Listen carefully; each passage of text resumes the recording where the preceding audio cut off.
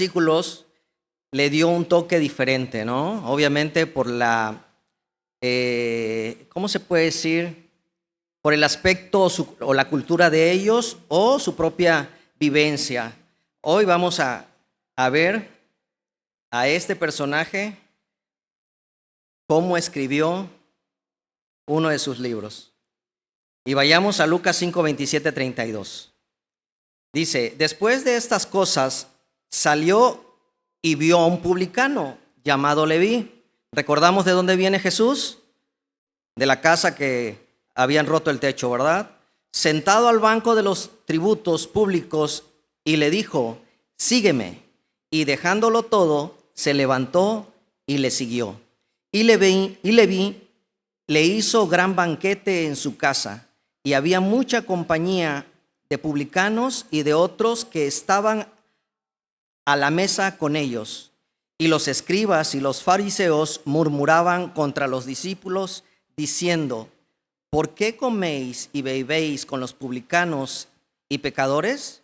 Respondiendo Jesús les dijo, los que están sanos no tienen necesidad de médicos, sino los enfermos. No he venido a llamar a justos, sino a pecadores al arrepentimiento.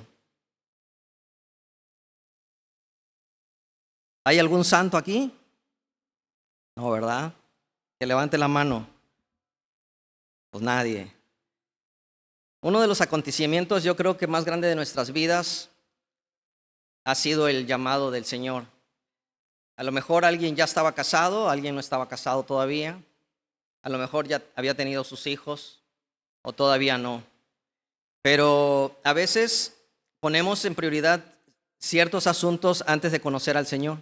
Y al final, definitivamente, cuando conocemos al Señor, creo que es la cosa más importante que nos ha pasado en nuestras vidas. ¿Por qué? Porque nuestra vida va a trascender. ¿En qué lugar? Pues allá donde el Señor Jesús se adelantó, ¿no? Así que vamos a ver algo precisamente sobre esto. Cerramos nuestros ojos. Padre, te doy gracias, bendito Dios, por la oportunidad que me das de hablar de tu palabra. Ayúdame, Señor, a ser claro, sencillo en tus palabras y para que podamos entender tu verdad. Amado Padre, que yo sea ese instrumento que tú necesitas para hablarle a tu pueblo, para decirle lo que necesitan saber y para que también, Padre, lo puedan poner en práctica. Ayúdanos, Señor, a que seamos fieles como tú lo eres con nosotros. En el nombre de tu amado Hijo Jesús. Amén. Bueno, si abriéramos, vamos a hacer una analogía, ¿no? ¿Quién ha sido señalado o juzgado en algo de que hagas y a veces ni haces, ¿no? Y de repente te señalan y te dicen, pues muchas cosas, ¿no?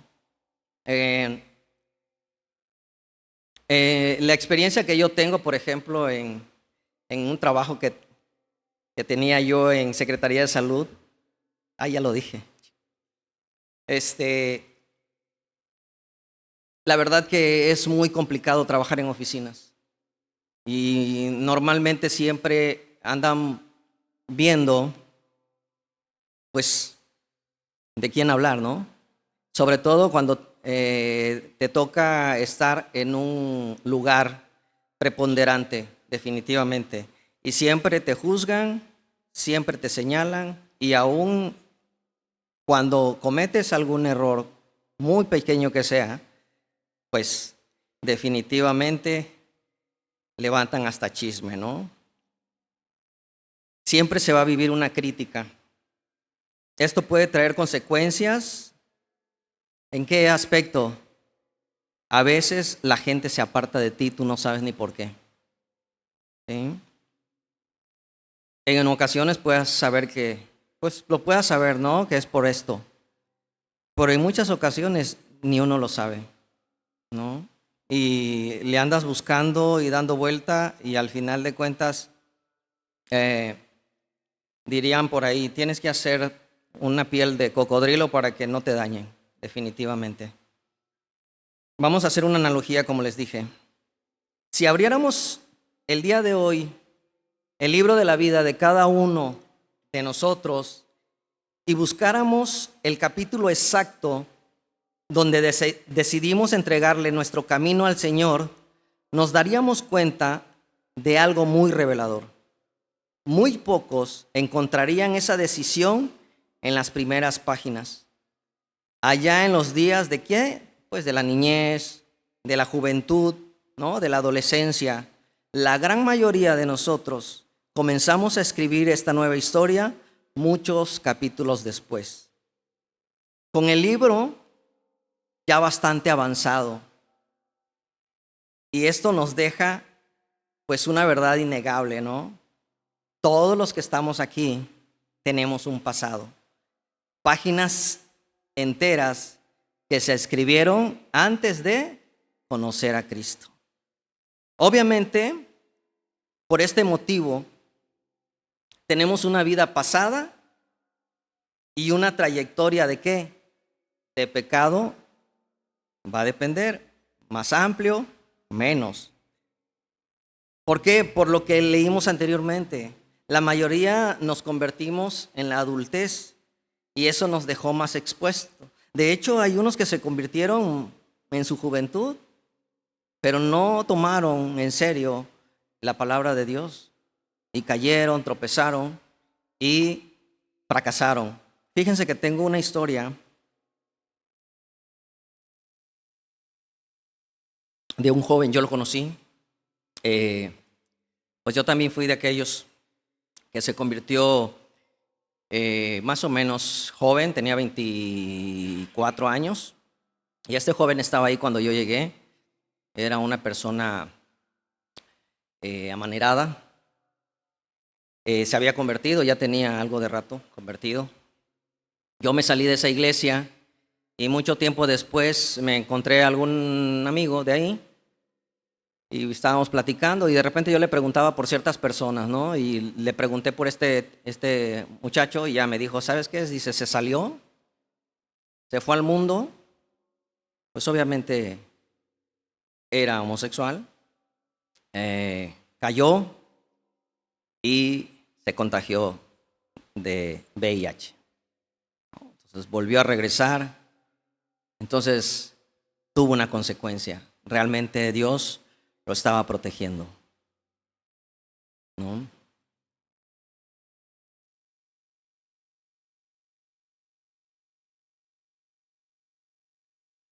Por este tipo de situaciones, pues obviamente hemos sido señalados, ¿no? O sea, hay cosas de nuestra propia vida que como adultos hemos hecho pues mal, ¿no? Hemos cometido errores y pecados muy grandes, ¿no? Y bueno, la posición que nos deja es que pues es con más severidad que nos señalan, ¿no? Su efecto en este caso cuando es muchos, o sea, ocupas un lugar preponderante, pues no es hacia una sola persona, ¿no? Es hacia muchas. Por ejemplo, un jefe que se porta mal, definitivamente. También eso, no nada más con una persona, sino con muchas. Eso también, pues, suele suceder o ahorita está muy de moda, desafortunadamente, lo del famoso feminismo, ¿no? Y hemos visto, no sé si han visto videos en donde les levantan falsos a los taxistas y bueno, si se dan cuenta también ahí lo señalan, ¿no? Muchos de estos casos se han vuelto el testimonio de cada uno de nosotros. Muchos los que contamos, lo contamos con pena. La verdad que yo creo que sí. La verdad que a veces me ha sorprendido en algunos momentos quienes hablan de su pecado.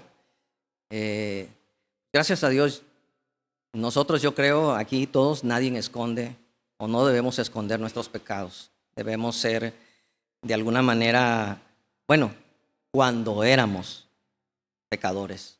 Hoy estamos limpios, gracias a Dios, y definitivamente sí queda un lugar, ¿no? Como parte del testimonio de nuestras vidas y cómo nos convertimos, más bien cómo Dios nos hizo convertirnos hacia Él, ¿no? De repente nuestro testimonio lo platicamos, pues algunos con pena, hay otros pues le echan más énfasis, ¿no? No, yo era esto, yo era acá, y tratan de como de vanagloriar, ¿no? Y a veces se da esto de competir, ¿no? Con los testimonios, a ver quién hizo tal cual testimonio, cuál pecado, y a ver si el mío era más grande o... Pero bueno, hermanos, nada es más vergonzoso que hablar del pecado de manera orgullosa, definitivamente.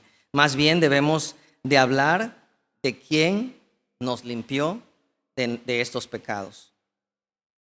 En ocasiones, aún ya como cristianos, pues solemos dudar, ¿no? Yo creo que también, aún cuando no éramos, dudábamos de que Dios nos pudiera perdonar.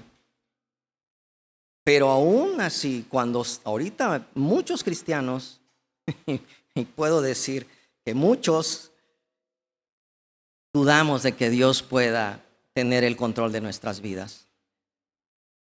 Hace un momento que estábamos en oración, obviamente pedimos por cada uno de nosotros, porque verdaderamente sí necesitamos que el Señor nos fortalezca en fe. Sus apóstoles pedían que el Señor acrecentara su fe. Gracias a Dios, Él oró por Pedro, seguramente el Señor está orando por nosotros. Entonces eso es muy importante, porque a veces esa duda obviamente nos lleva a, de alguna manera decirlo, pues a estar en rebelión con el Señor, porque se supone que ya somos cristianos y ya estamos, ya nos convertimos a Él. Pero bueno, suele suceder que sí, nos llegamos a dudar. Y a veces pensamos, como cristianos, cuando caemos, que seguramente el Señor no nos va a perdonar esto. O va a tardar en perdonarnos. O en algunos casos, el otro día le decía a mi esposa, ya no veo a esos que llevan a la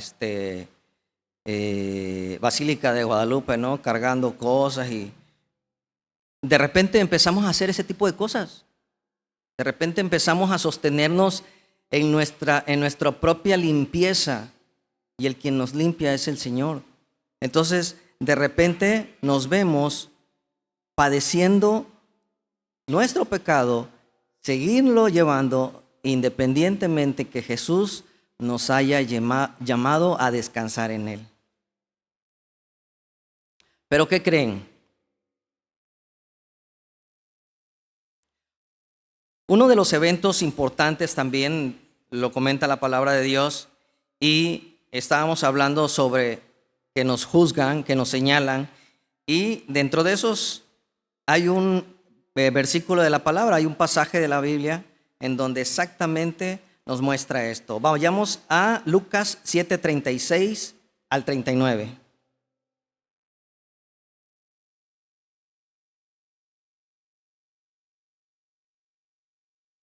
Bueno, uno de los fariseos rogó a Jesús que comiese con él, y habiendo entrado en casa del fariseo, se sentó a la mesa. Entonces una mujer de la ciudad, que era pecadora, al saber que Jesús estaba a la mesa en casa del fariseo, trajo un frasco de alabastro con perfume. ¿Quién se sabe esta historia?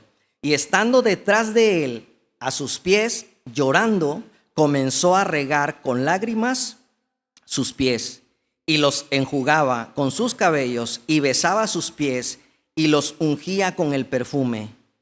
Cuando vio esto el fariseo que le había convidado, dijo para sí: si fuera profeta, conocería quién y qué clase de mujer es la que le toca, que es pecadora. Si se dan cuenta, el fariseo ya había puesto un límite en su pensamiento. Pensaba que Jesús no podía perdonar pecados. Pensaba que en ese pensamiento íntimo, que esa mujer no era digna del Señor. Primero, no era digna de estar a la mesa. Y segundo, juzgó al Señor, no permitiéndole que esta mujer hiciera este acto de adoración, ¿no? Entonces, el Señor fue juzgado por este fariseo. Esto nos revela que ella, obviamente, ese acto de adoración, conocía quién era Jesús, sabía qué había hecho por ella y por eso actuó así. Fíjense, ahí sí se dan cuenta, no le importó. A lo mejor ella ya sabía que el fariseo iba a hablar mal de ella. Entonces, ¿le importó? No, no le importó. Siguió o hizo el acto que ella había pensado hacer con Jesús. De hecho, lo que marca la palabra es que ella lo vio. Estaba sentado en la casa del fariseo. Si se dan cuenta, el fariseo, ahora vayamos a algo más cotidiano del día de hoy. Una de las cosas que hemos visto es la tecnología, ¿no? Ya saben todo lo que es la tecnología, todo lo que son las redes sociales, ¿no? Y las búsquedas de los perfiles de las personas se ha vuelto más fácil. Muchas de las cosas que buscamos, ¿dónde las encontramos? En Internet. Pues puede ser bueno, como puede ser malo y muy malo. Podemos encontrar de todo, de personas. Tenemos, como dijo aquel político, ¿no? Las benditas, ¿qué? Redes sociales. Bueno, lo dudamos que sean benditas. ¿Será más fácil encontrar de alguien información en las redes sociales? Yo creo que sí. Si subes información tuya, sí. Y aunque no subas, yo me he sorprendido de eso. La respuesta es sí. De hecho, puedes encontrar tanto cosas verdaderas como calumnias. Hay mucha calumnia últimamente, lo que he leído. O sea, de verdad. Y ahorita le han dado mucha fuerza al rollo del feminismo, definitivamente. Están tratando de destruir la familia con esto del feminismo. Y desafortunadamente, muchas mujeres están cayendo en eso.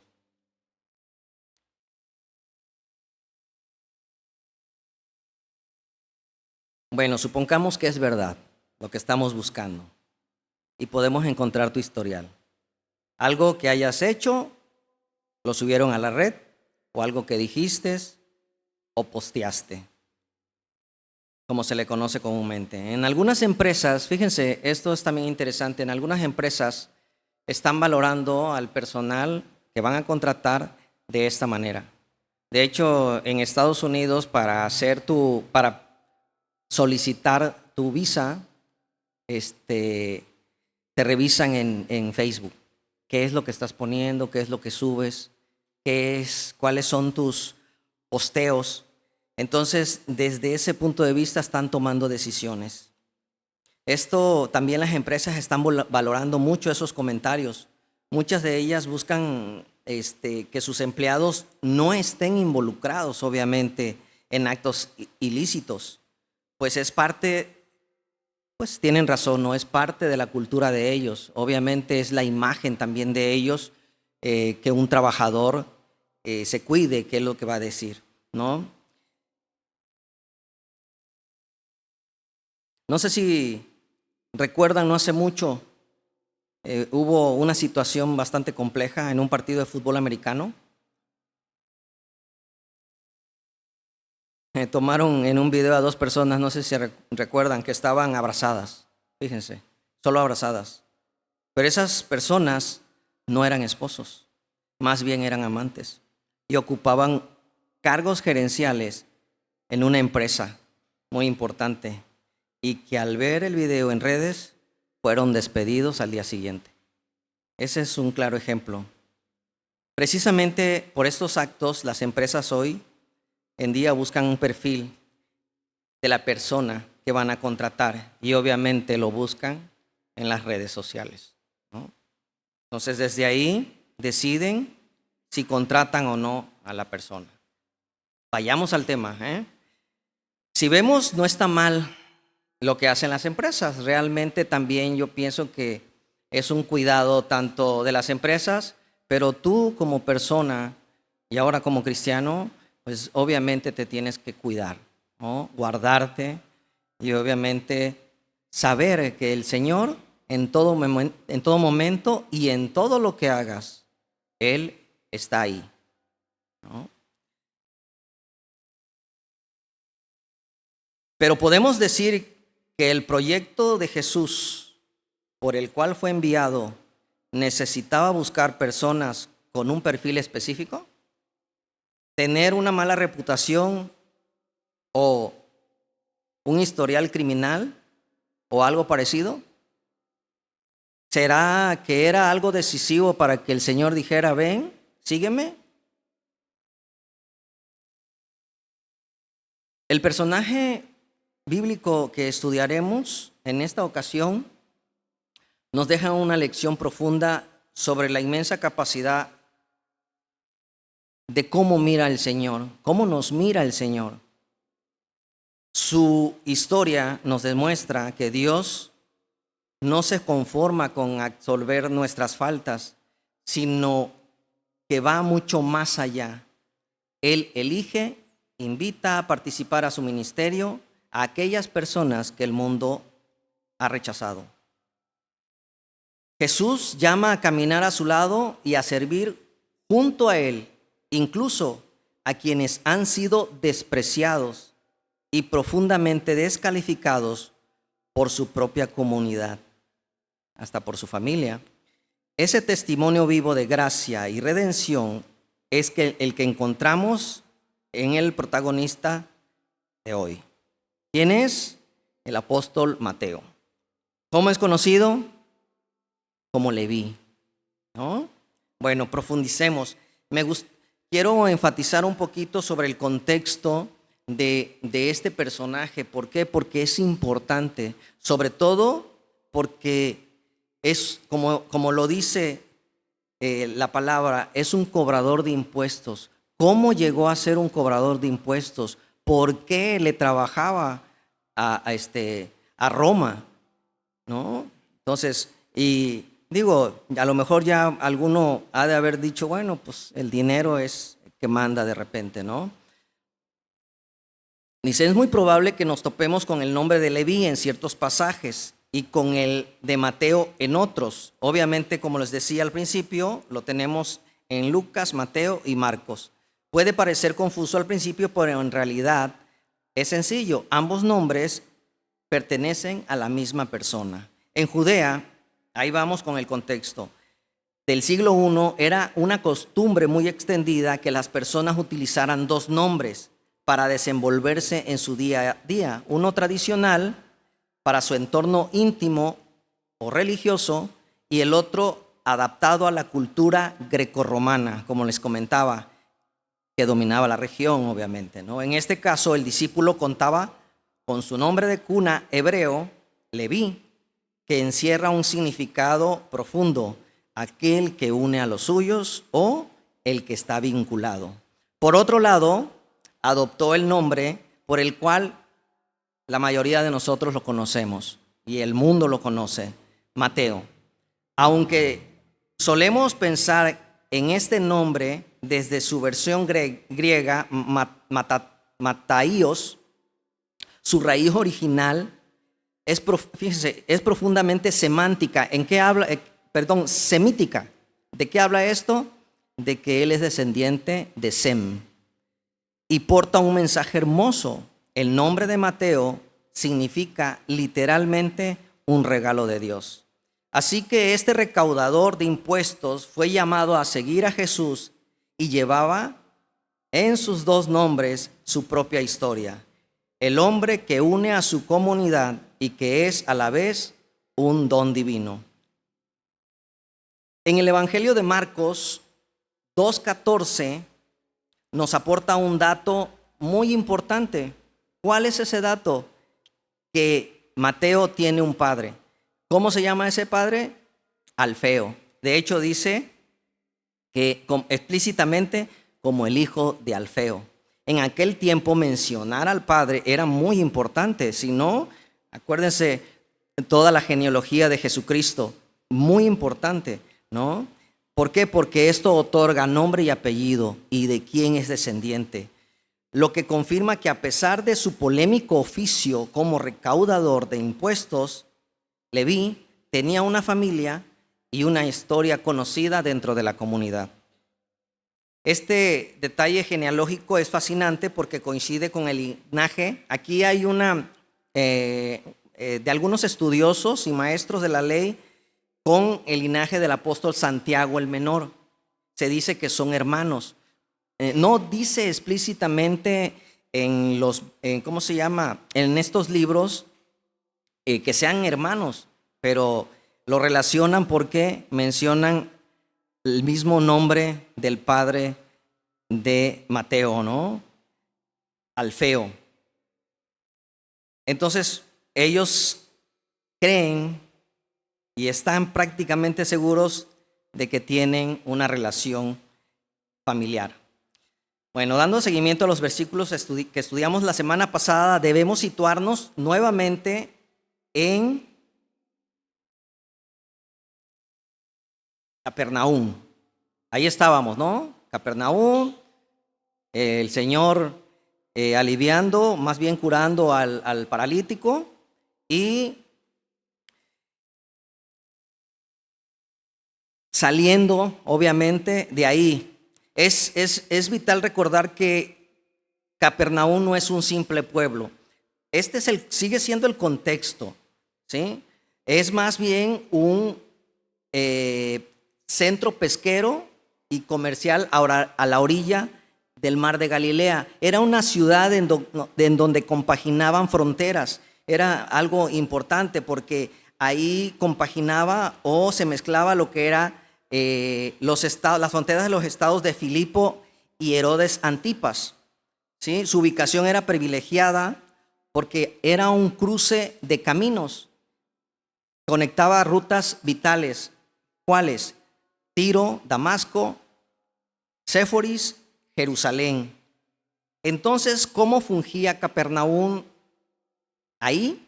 Lo hacía como un control ¿de qué? De aduanas y control comercial. Y debido a esta ubicación estratégica, Capernaum se consolidó como un núcleo comercial, pesquero y fundamentalmente para el punto de control.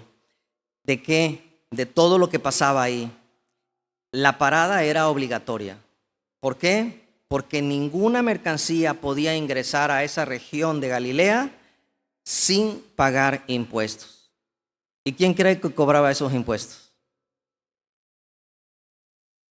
Nuestro personaje de hoy. Por lo que acabamos de escuchar, Mateo era un recaudador de impuestos, un publicano. De hecho, el solo escuchar la palabra publicano en aquellos tiempos, pues la verdad que sí provocaba pues coraje, odio, ¿no? Sobre todo que era de los suyos. Tal vez podemos parecer que era del SAT, ¿no? El Imperio Romano en el siglo I, el sistema de recaudación de impuestos se dice que era privatizado. ¿Qué quiere decir eso? Que ellos subastaban el derecho de recaudar los impuestos en las regiones que tenían y el adjudicatario,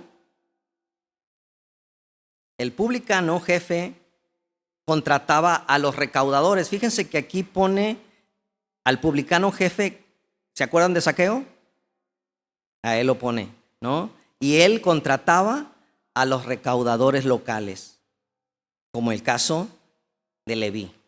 Leví era uno de ellos. Era un judío trabajando para el imperio opresor, para sus compatriotas. Leví no solo era un traidor de la patria, sino apóstata religioso. Los publicanos tenían fama de cobrar de más para embolsarse la diferencia. Uy, qué bueno que no vivimos en esos tiempos porque aquí no pasa eso, ¿ah? Eran extorsionadores legales. Religiosamente se les consideraba impuros. No podían entrar a la sinagoga. Sus ofrendas no eran aceptadas y sus testimonios no eran válidos en el tribunal judío. Eran agrupados, fíjense, en la misma categoría de las prostitutas y los ladrones.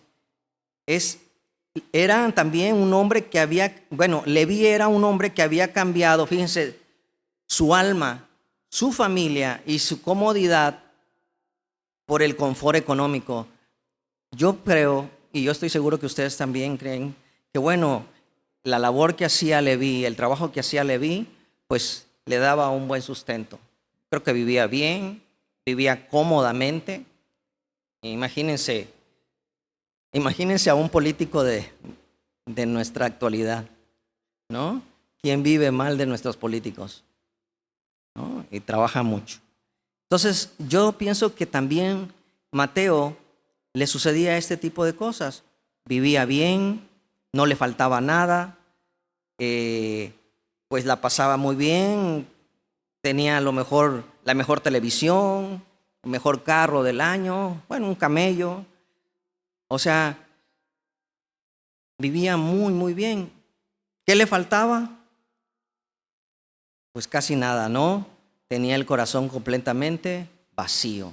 ¿Por qué? Porque como hemos estado leyendo, la comunidad se había alejado. ¿Lo qué? Lo señalaba, lo juzgaba. ¿Con razón? Pues tal vez sí, tal vez no. Al final de cuentas, ¿quién tiene la última palabra?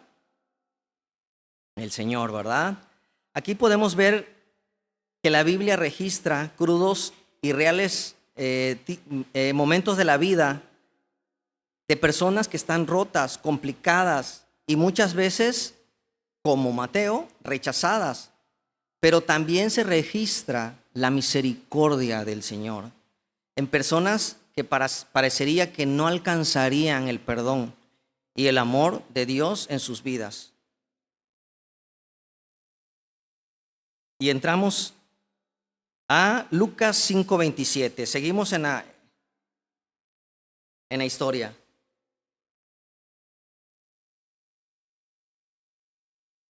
Nos dice, después de estas cosas, fíjense, salió y vio a un publicano llamado Leví sentado al banco de los tributos públicos. Después de que salió, ¿de dónde? Pues ya sabemos, ¿no? De la casa, de aquella casa en donde abrieron un hueco y bajaron al paralítico y el Señor lo sanó y ¿qué? Y lo perdonó. Pero fue primero, lo perdonó y lo sanó. ¿Creen ustedes que Mateo a lo mejor estuvo por ahí viendo lo que estaba pasando? ¿Creen ustedes que fue de pura casualidad que no conocía Mateo al Señor antes de? Yo pienso que no. Yo creo que Mateo conocía al Señor, ya lo había escuchado. De hecho, se menciona que su fama se había regado por toda la región.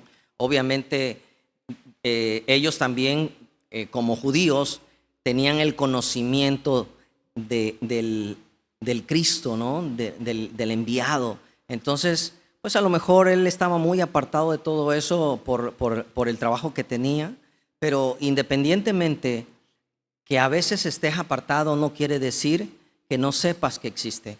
Yo pienso que eso le pasaba a Leví. El texto dice que Jesús salió y vio a Leví. Fíjense algo importante, no tropezó con él por accidente. Los fariseos veían un traidor asqueroso, la gente veía a un ladrón, pero Jesús vio a Mateo. ¿A qué? Al regalo de Dios, ¿no? Vamos a profundizar esta frase de sígueme. Fíjese que yo la veo tan sencilla que dices tú, a ver, ¿cómo? ¿A poco si te hubiera dicho Jesús, sígueme, tú te levantas y te vas y lo sigues? No, pues no, ¿verdad?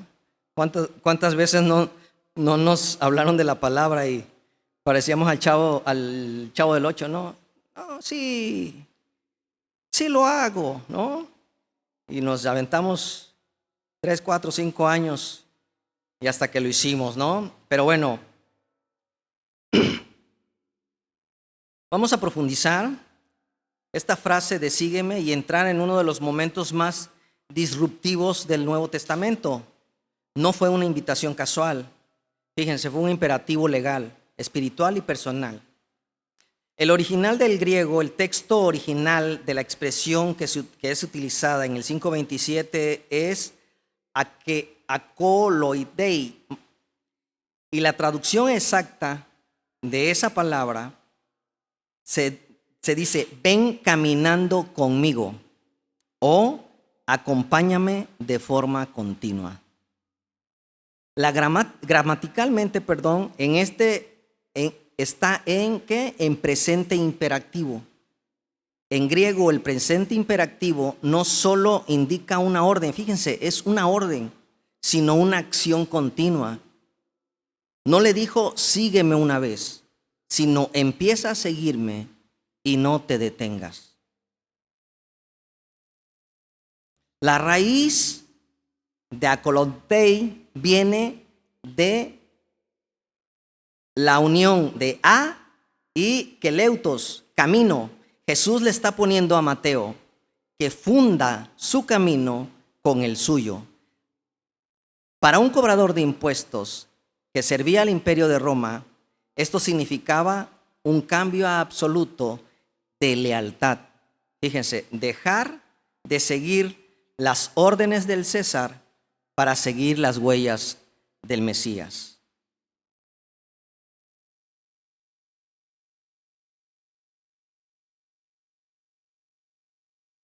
La traducción que vimos ahorita es la traducción griega. La hebrea, aunque recuerden que el Evangelio, prácticamente el Nuevo Testamento, fue en griego, pero el Señor hablaba arameo. Y la traducción exacta es, anda detrás de mí.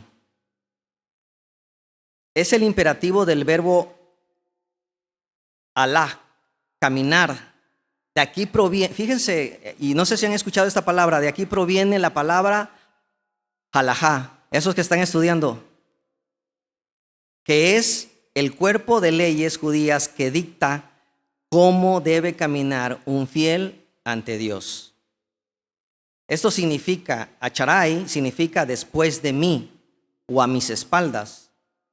El contexto rabínico de la época, cuando un rabí decía lek acharai, estaba invitando a alguien a ser su talmid, que es su discípulo. No era solo aprender conceptos, sino imitar hasta la forma en que el maestro se amarraba las sandalias. Al decirle esto a un pecador público como Mateo, Jesús estaba rompiendo la norma. El maestro busca al discípulo y no al revés.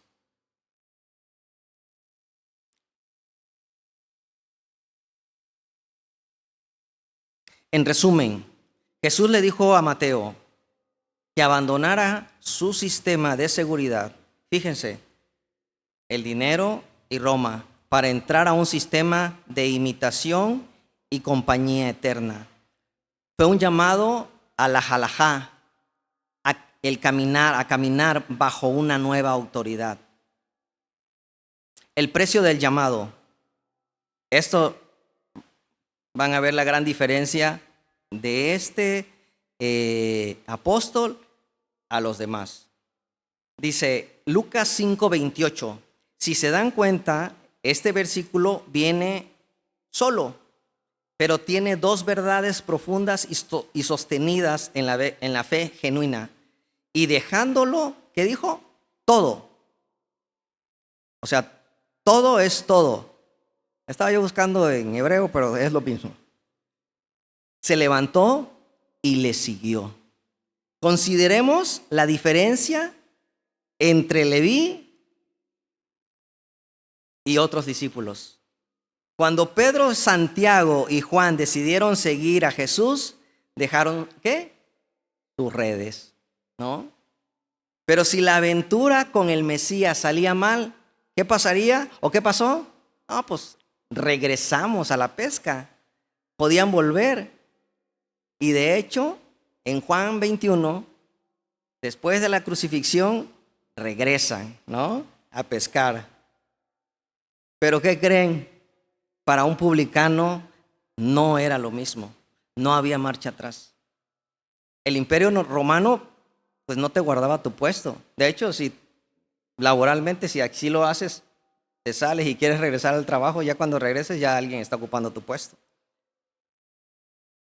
No le guardaban el puesto a nadie que renunciaba. Al levantarse de esa mesa de impuestos, Leví estaba cometiendo un suicidio económico. Prácticamente estaba quemando las naves con las que él trabajaba, de alguna manera decirlo, porque era en donde cobraba impuestos. Sabía que nunca iba a recuperar o recuperaría su lucrativo y corrupto negocio. Sin embargo, lo dejó, ¿qué? Todo. ¿Por qué? Porque cuando el creador del universo te llama por tu nombre y te ofrece la verdadera paz, el oro de Roma, el oro que vemos, el dinero, pierde todo brillo, pierde todo valor, ¿no? La similitud de nuestras vidas, ¿qué te ata a la mesa de impuestos? ¿Qué no quieres dejar?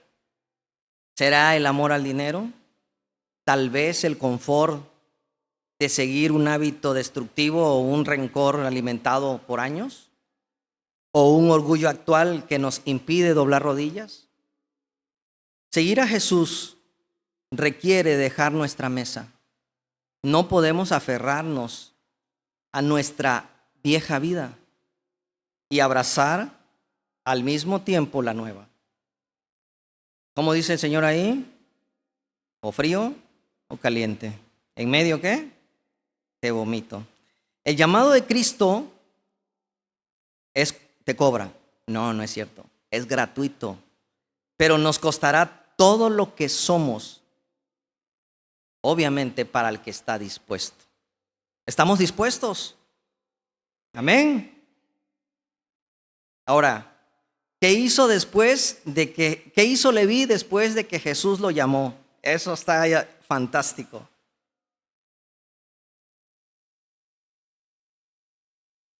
¿Qué les pasó a ustedes cuando eran cristianos? Cuando ya les llamaron, ay, soy cristiano, ¿no? ¿Y qué decían? No, ni le digas a mi mamá porque se va a enojar. No, mi papá se va a molestar. No, mis tíos. ¿Quién no le pasó eso? Se escondían, ¿no? O se escondieron. La verdad, yo ya estaba grande, así que no me escondí, eso sí. Y mis papás siempre me respetaron esa parte. Pero hay muchos que sí, ¿no? Que no podían ser abiertos con sus familias porque los desheredaban, ¿no? Y si sigues ahí, te desheredo. ¿Y qué hizo? Lucas 5, 29 al 30. Y Leví le hizo un gran banquete en su casa y había mucha compañía de cristianos, no, dice, de publicanos y de otros que estaban a la mesa con ellos. Y los escribas y los fariseos, ahí están. Acuérdense, nunca nos vamos a poder deshacer de las personas que nos señalan, definitivamente. Siempre va a haber gente que nos va a señalar. ¿Cómo dice el proverbio ese? No somos moneditas de oro.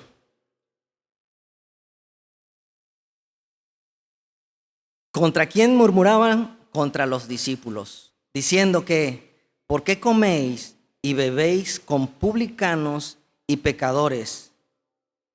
Aquí vemos el primer fruto de un corazón transformado, la alegría contagiosa y el deseo de compartirla.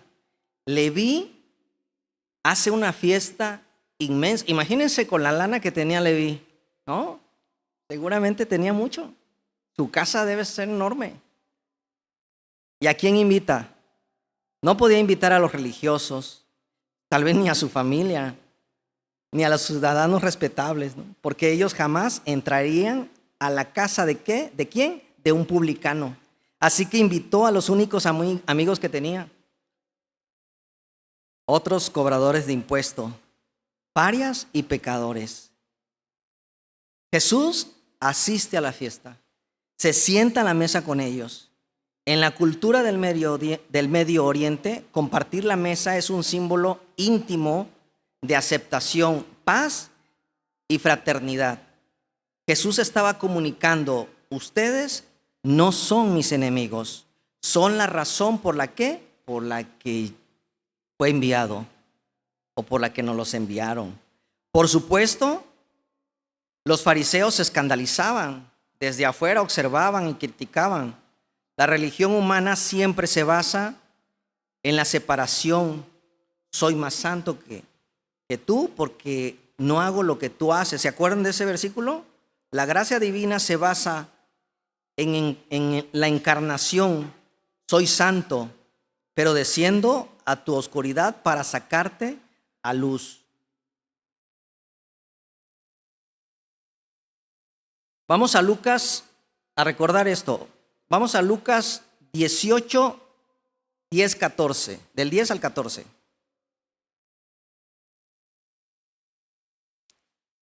Aquí hay muchos fariseos que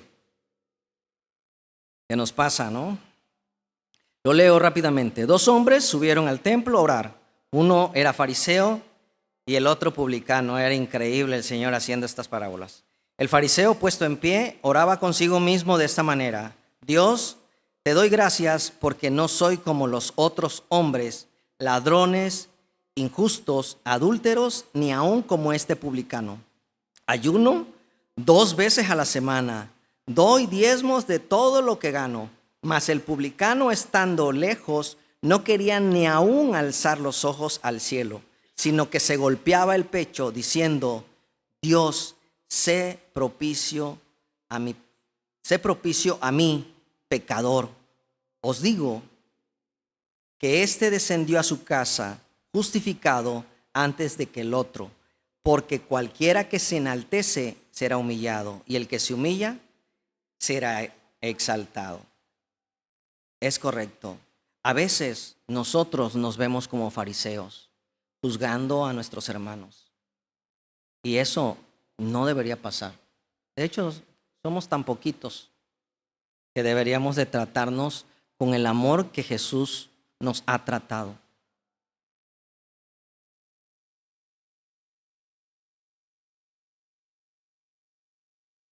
Y por último, vamos a ver al Señor como el gran médico. ¿Qué respondió Jesús a los fariseos? Les dijo: los que están sanos, ¿qué? No tienen necesidad de médico, sino los enfermos. ¿Y qué dijo? Enfatizó: no he venido, ¿qué? A llamar justos, sino a pecadores al arrepentimiento. Su misma palabra dice que no hay ni uno que sea justo. Así que todos estábamos en pecado. Jesús usa una metáfora brillante y universal. Obviamente nadie va al hospital a presumir que está sano, ¿no? Sobre todo, siempre va a llegar el enfermo, ¿no? Jesús declara aquí su misión fundamental, que es el médico divino.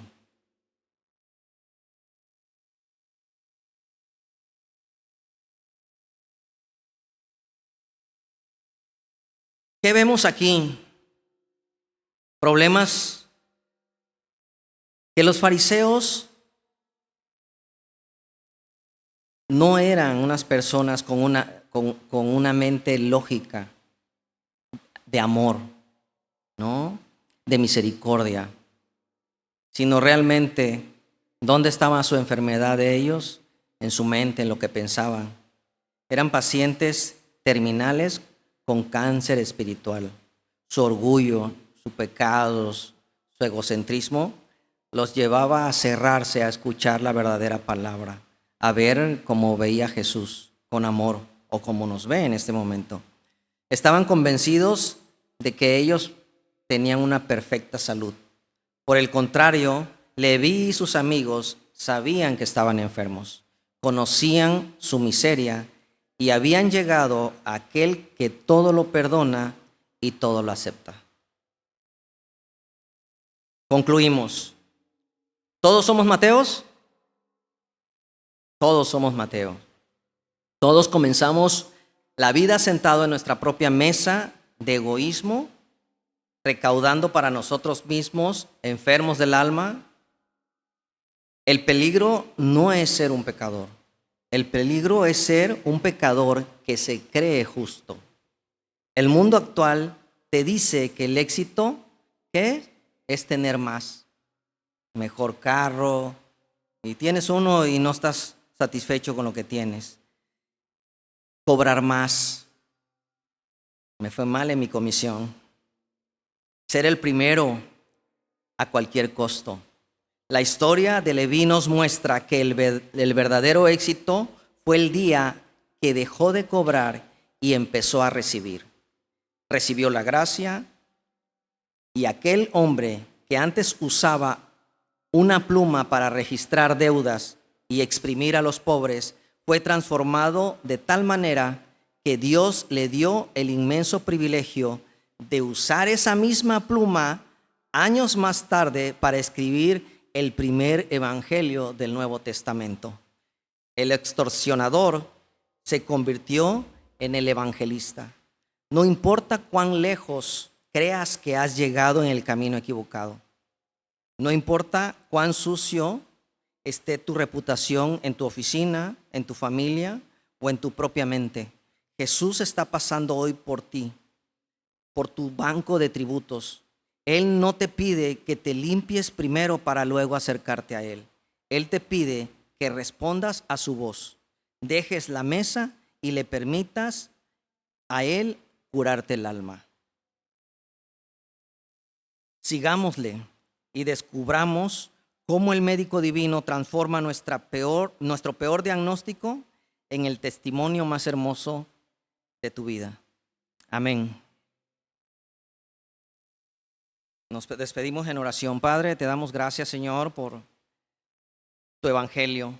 Bendito Dios, cada día que nos hablas con tu palabra, seguramente, Señor, transformas nuestros corazones. Hoy nos hablaste de tu apóstol Mateo, cómo lo transformaste. Para ti no hay límites ni limitaciones, Señor. Sobre todo, nos dimos cuenta cómo nos miras con amor. Claro, Padre, tenemos que cambiar, tenemos que poner también nuestra actitud, Señor, para seguirte, tomar esa decisión de levantarnos de nuestra silla y seguirte, Señor. Ayúdanos, bendito Padre, cuando estemos cansados a levantarnos de esa mesa. Ayúdanos, Señor, en nuestras limitadas pensamientos para ser transformados, bendito Padre Celestial. Te ruego, Señor, por cada uno de mis hermanos que se encuentra aquí, que le des palabra, que le ayudes en sus necesidades y Señor, que lo que hoy escucharon lo pongan por obra para que también sus vidas sean transformadas día a día, Señor. Todo esto, bendito Padre Celestial, te lo ponemos en el nombre de tu amado Hijo Jesús. Amén. Amén.